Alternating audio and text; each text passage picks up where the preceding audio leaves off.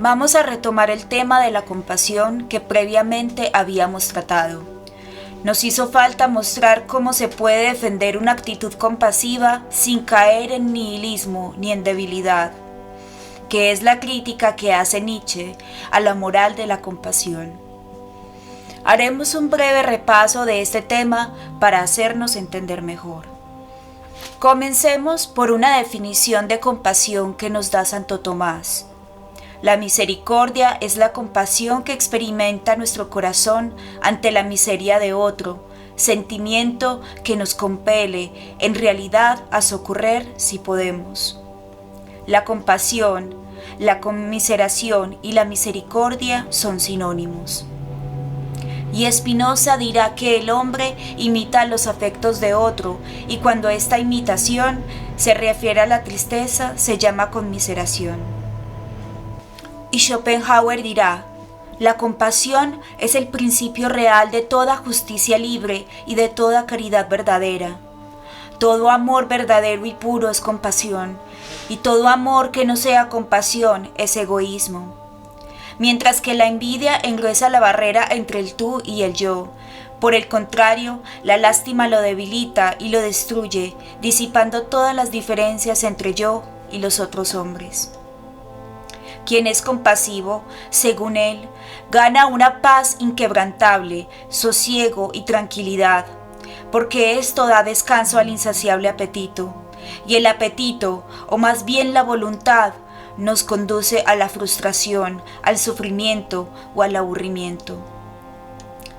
Contra Schopenhauer se irá uno de sus discípulos, y este discípulo dirá, lo que a mí me importaba era el valor de la moral, y en este punto casi el único a quien yo tenía que enfrentarme era a mi gran maestro Schopenhauer. Schopenhauer era hostil a la vida, por esto hizo de la compasión una virtud. Este discípulo es Nietzsche, que como vitalista atacará todo aquello que disminuya la vida. La compasión, dice él, es la pasión que debilita, adormece y nos encariña con la nada.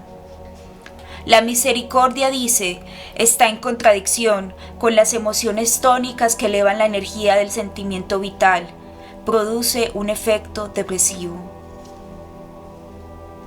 En los instintos de compasión, autonegación, autosacrificio y la mansedumbre, Nietzsche veía el gran peligro de la humanidad, su más sublime tentación y seducción.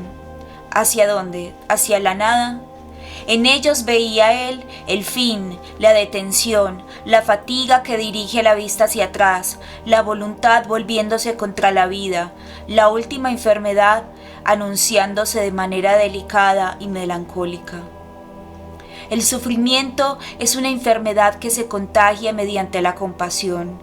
El débil debilita al fuerte con su presencia lamentosa. Los enfermos son el máximo peligro para los sanos. No de los más fuertes les viene la desgracia a los fuertes, sino de los más débiles. Y para evitar el envenenamiento, que los superiores se guarden de los enfermos, para que la conmiseración no los debilite también y no se degraden en instrumentos para los débiles. Nietzsche nos dice, en todo caso, lejos de los perniciosos miasmas de la putrefacción interior y de la oculta carcoma de los enfermos, para defendernos así a nosotros mismos, amigos míos, al menos por algún tiempo todavía, de los dos peores contagios que pueden estarnos reservados cabalmente a nosotros, de la gran náusea respecto al hombre, de la gran compasión por el hombre. La religión de la compasión se llama cristianismo. El cristianismo, nos dice Nietzsche, ha hecho de la compasión una virtud, mientras que en toda moral noble es considerada como debilidad, pues lo bueno es todo lo que eleva en el hombre el sentimiento de poder, la voluntad de poder, el poder mismo. Nietzsche dice, los débiles y los fracasados deben perecer. Esta es la primera proposición de nuestro amor a los hombres, y hay que ayudarlos a perecer. ¿Qué es lo más perjudicial que cualquier vicio? La acción compasiva hacia todos los fracasados y los débiles. el cristianismo. Pero los golpes que dirige Nietzsche no solo se dirigen a su concepción del cristianismo, sino también a las ideologías que hacen de la compasión el eje principal de sus actuaciones. La parcialización por las víctimas, la favorabilidad por los necesitados y la inclinación por el desfavorecido. A los intelectuales de estas doctrinas también les caen las duras palabras de Nietzsche, quien dice: aquí pululan los gusanos de los sentimientos de venganza y rencor. Aquí el aire apesta a cosas secretas e inconfesables. Aquí se teje permanentemente la red de la más malévola conjura. La conjura de los que sufren contra los bien constituidos y victoriosos. ¿Qué quieren propiamente? Representar al menos la justicia, el amor, la sabiduría, la superioridad. Tal es la ambición de esos ínfimos, de esos enfermos, y qué hábiles los vuelve esa ambición. Admiremos sobre todo la habilidad de falsificadores de moneda con que aquí se imita el cuño de la virtud, incluso el tintineo, el áureo sonido de la virtud. Ahora han arrendado la virtud en exclusiva para ellos, esos débiles y enfermos incurables, no hay duda.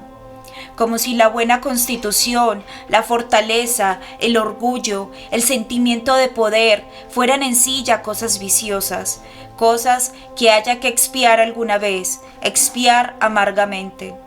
Entre ellos hay a montones los vengativos disfrazados de jueces, que constantemente llevan en su boca la palabra justicia como una baba venenosa, que tienen siempre los labios fruncidos y están siempre dispuestos a escupir a todo aquello que no tenga una mirada descontenta y que avance con buen ánimo por su camino. No falta tampoco entre ellos esa nauseabunda especie de los vanidosos, de los engendros embusteros, que aspiran a hacer el papel de almas bellas y, por ejemplo, exhiben en el mercado, como pureza del corazón, su estropeada sensualidad, envuelta en versos y otros pañales. La especie de los onanistas morales y de los que se satisfacen a sí mismos. Nosotros al leer esta cita no pensamos al comienzo en el sacerdote cristiano, sino en el intelectual progresista que ha hecho de la víctima su causa de militancia. Por eso nos extraña que tantos grupos de lectura de ambiente izquierdista lean con tanto amor a Nietzsche.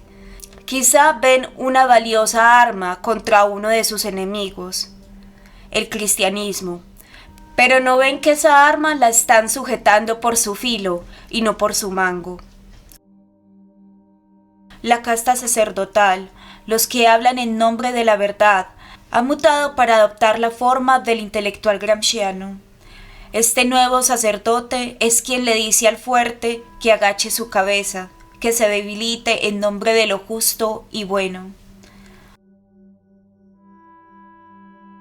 Otra postura sobre la compasión que creemos que pudo haber influenciado a Nietzsche es la de Spinoza. En la Ética este dice: la conmiseración en el hombre que vive bajo la guía de la razón es por sí mala e inútil, pues no tiene sentido exaltar un afecto que me lleve a la tristeza, la cual disminuye mi potencia y ánimo. Y continúa Spinoza: de aquí se sigue que el hombre que vive según el dictamen de la razón se esfuerza cuanto puede por conseguir que la conmiseración no influya en él. Tomemos una pausa y recordemos a Miguel de Unamuno en el sentimiento trágico de la vida, que nos recuerda dos tesis de Spinoza. Primero, el esfuerzo con que cada cosa trata de perseverar en su ser no es sino la esencia actual de la cosa misma. Segundo, el esfuerzo con que cada cosa se esfuerza por perseverar en su ser no implica tiempo finito, sino indefinido. Esta brega por mantener la vida guarda semejanzas con la voluntad de poder de Nietzsche, cuando entendemos que el alma se esfuerza por perseverar en su ser con una duración indefinida. Y además se esfuerza también en lograr mayor potencia de obrar. La esencia es la potencia, o más bien virtud, que alegra al hombre en el momento en que éste es consciente de ésta. De aquí concluye Miguel de Unamuno: el anhelo a nunca morir es nuestra esencia, pero morimos. El hombre es una tragedia, conoce la eternidad, está direccionado a ella, pero no la posee. El deseo de eternizarse habita en lo más íntimo de nuestro ser, mejor dicho, es la sustancia misma de nuestra alma. No lo es el deseo de fundirse con el todo o de abandonar el ego, que predican muchas religiones orientales, New Age o gnósticas. ¿De qué sirve inmortalizarse uniéndose y mezclándose con el todo si no soy más yo, si pierdo mi conciencia? Spinoza no cree en la inmortalidad personal del alma, y esto, para Unamuno, disona con las tesis antes expuestas. ¿Cómo es posible aspirar a más poder si conocemos el trágico final de la vida? ¿De qué servirá todo? Confiesa él lo difícil en creer en la inmortalidad del alma, pero no la cree por razones sino por una necesidad de la propia vida, de la propia esencia del hombre, que es, como dijimos, el deseo de eternizarse, en persistir en el ser por tiempo indefinido. Refiriéndose a Nietzsche, dice: su corazón le pedía el todo eterno, mientras su cabeza le enseñaba la nada, y, desesperado y loco para defenderse de sí mismo, maldijo de lo que más amaba. Al no poder ser Cristo, blasfemó de Cristo. Y el anticristianismo nietzscheano deja de sonar violento cuando se compara con el cristianismo de Unamuno, quien continúa refiriéndose al alemán. Y hay quien dice que es la suya filosofía de hombres fuertes. No, no lo es. Mi salud y mi fortaleza me empujan a perpetuarme. Esa es doctrina de endebles que aspiran a ser fuertes, pero no de fuertes que lo son. Solo los débiles se resignan a la muerte final y sustituyen con otro anhelo el anhelo de inmortalidad personal. En los fuertes, el ansia de perpetuidad sobrepuja a la duda de lograrla y su rebose de vida se vierte al más allá de la muerte. ¿Para qué pensar en la muerte que amarga y debilita? Esto sugería Spinoza, el pensar en la vida, no en la muerte. Pero, siguiendo a Unamuno, es el dolor y la imagen de la muerte la que nos revela nuestro ser.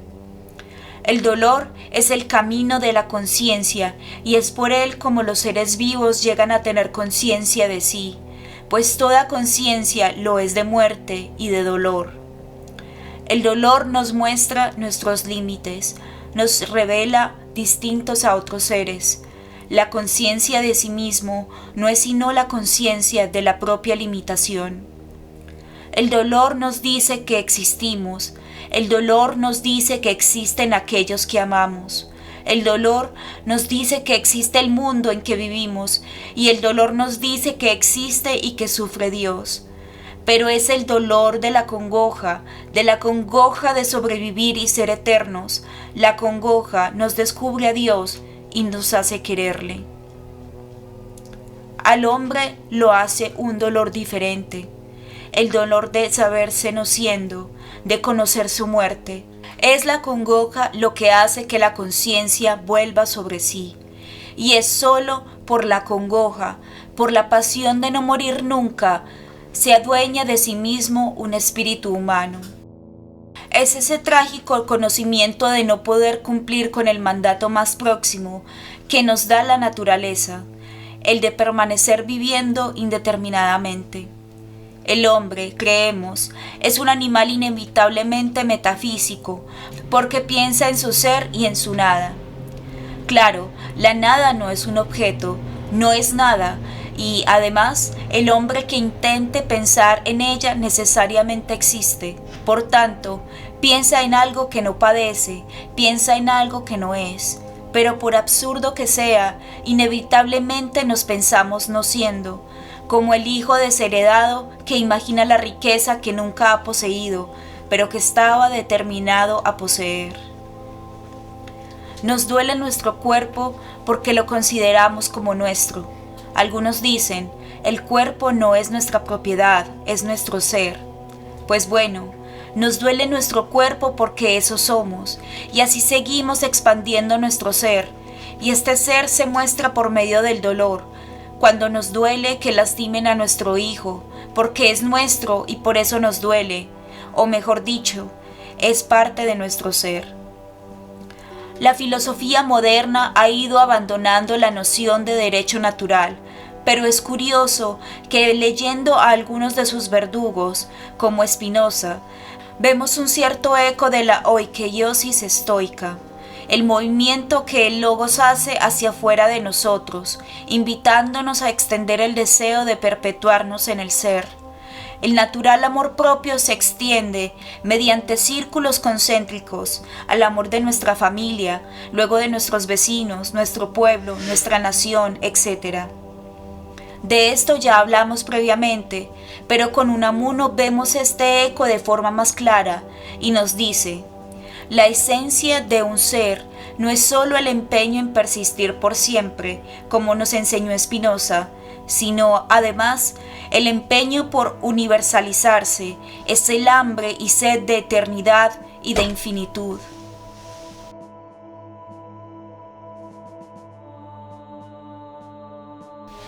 El principio social se da por medio de la expansión del yo, por el dominio, la potestad y la propiedad. Entrégate pues a los demás, pero para entregarte a ellos, domínalos primero, pues no cabe dominar sin ser dominado, nos dice Unamuno y continúa. Para dominar al prójimo hay que conocerlo y quererlo. Tratando de imponerle mis ideas, es como recibo las suyas. Amar al prójimo es querer que sea como yo, que sea otro yo, es decir, es querer yo ser él. Es querer borrar la divisoria entre él y yo, suprimir el mal. Mi esfuerzo por imponerme a otro, por ser y vivir yo en él y de él, por hacerle mío, que es lo mismo que hacerme suyo, es lo que da sentido religioso a la colectividad, a la solidaridad humana. Buscamos la eternidad y también invadir con nuestro yo a la otredad. No se trata de romper sus muros y dejarlo todo en tierra llana, comunal, indefensa, confundiéndose y perdiendo su individualidad, sino que va de llevar sus muros a los extremos de lo creado y abarcarlo todo dentro de ellos. Dice Unamuno: eternidad, eternidad, este es el anhelo. La sed de eternidad es lo que se llama amor entre los hombres, y a quien otro ama es que quiere eternizarse en él. Pues nos duele también su mortalidad, nos duele su tragedia tal como nos duele la nuestra. Compartimos la congoja por la muerte venidera, pues, y si a los cuerpos les une el goce, úneles a las almas la pena. De esta forma entendemos positivamente la compasión, sin caer en el nihilismo schopenhaueriano. Dice Unamuno: amar en espíritu es compadecer, y quien más compadece, más ama. El amor compadece, y compadece más cuanto ama. Y continúa él: el precepto supremo que surge del amor a Dios, y la base de toda moral es este: entrégate por entero, da tu espíritu para salvarlo, para eternizarlo. Tal es el sacrificio de vida. Y el entregarse supone, lo he de repetir, imponerse. La verdadera moral religiosa es en el fondo agresiva, invasora.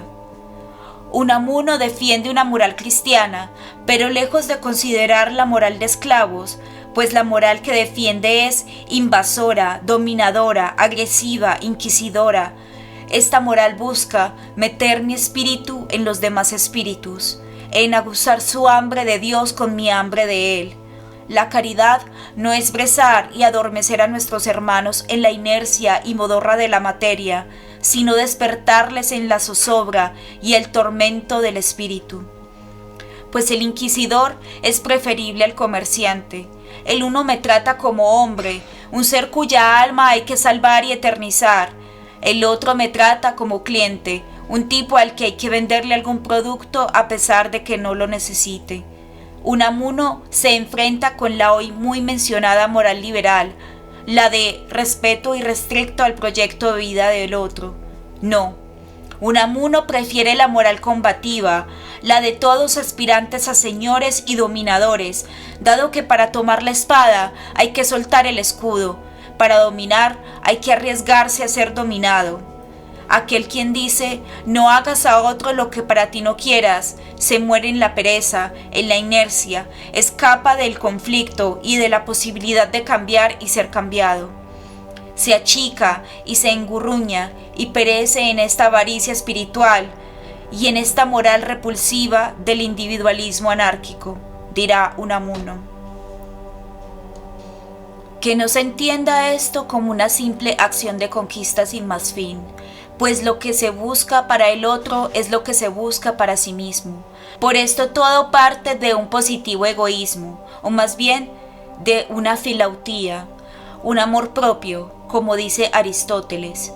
El hombre bueno debe ser amante de sí mismo, porque así ayudará a sí mismo haciendo lo que es noble y será útil a los demás. Pero el malo no debe serlo, porque siguiendo sus malas pasiones se perjudicará tanto a sí mismo como al prójimo. Abandonará riquezas, honores y en general todos los bienes por los que los hombres luchan, procurando para sí mismo lo noble. ¿Qué es lo mejor para uno? Pues lo mejor puede ser incluso doloroso, duro y difícil de soportar, como el camino a la virtud, la búsqueda de la nobleza y la verdad. Al posmoderno relativista le puede costar entender esto, dado que ha relativizado todo menos el haz lo que quieras mientras no dañes a nadie. Y este hombre quizás no sienta que tenga la dignidad para perturbar a los demás con sus opiniones, o mejor dicho, siente que todo tiene la dignidad de ser opinado. Pues entonces que no se escandalicen con lo que aquí estamos diciendo, pero se escandalizarán. Si no te sientes digno de defender la verdad, lucha primero para ganar tal dignidad.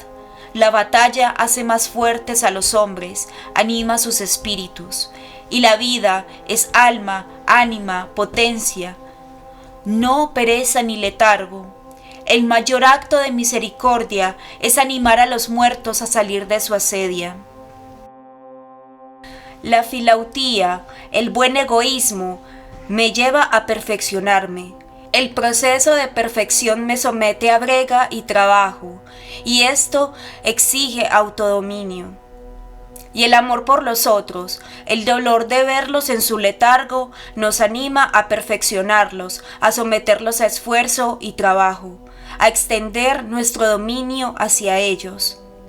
Pues el amor, como dice el doctor Angélico, es desear el bien para el otro. Pero para ello, para llevarles la excelencia, hay que luchar primero contra ellos, contra sus apetitos más groseros, esos que los adormecen, debilitan y los tumban.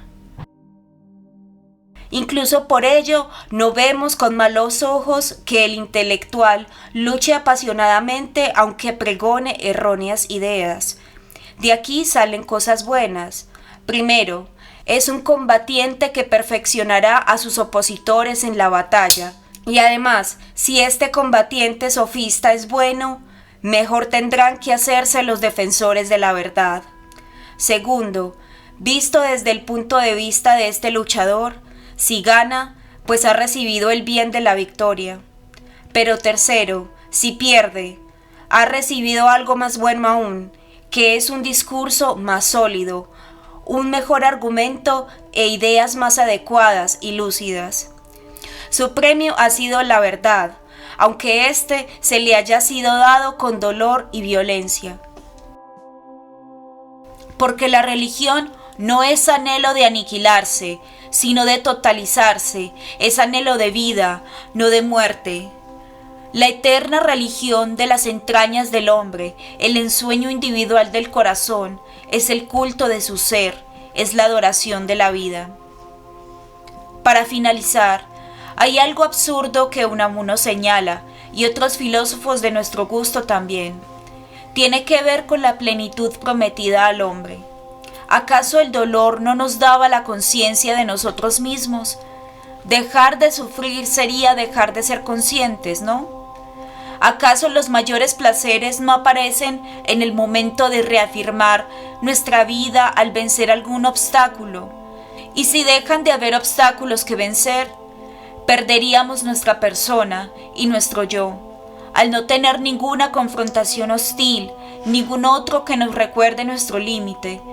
Sobre esto los grandes doctores han propuesto varias ideas, pero nosotros cerraremos con nuestro Miguel de Unamuno, que dice: sí, a pesar de todo, la tragedia culmina aquí, y el alma, mi alma al menos, anhela otra cosa, no absorción, no quietud, no paz, no apagamiento, sino eterno acercarse sin llegar nunca. Inacabable anhelo, eterna esperanza que eternamente se renueva sin acabarse del todo nunca. Y con ello un eterno carecer de algo y un dolor eterno, un dolor, una pena, gracias a la cual se crece sin cesar en conciencia y en anhelo.